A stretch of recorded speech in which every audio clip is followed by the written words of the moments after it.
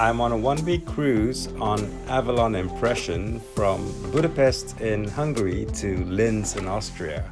And this is when we boarded the ship in Budapest. Lovely crew.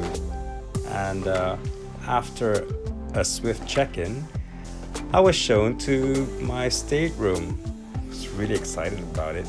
And here it is. First up, the bathroom. That's a beautiful bathroom with a good shower and L'Occitane toiletries. Really nice bathroom. And here's the room. The stateroom actually has floor-to-ceiling windows and which offer great views, you know, when you're cruising by, and you can actually just lie in bed and enjoy the views as you sail away along the Danube. So I'm really looking forward to this trip, and I think I'm gonna have a great time here with Avalon.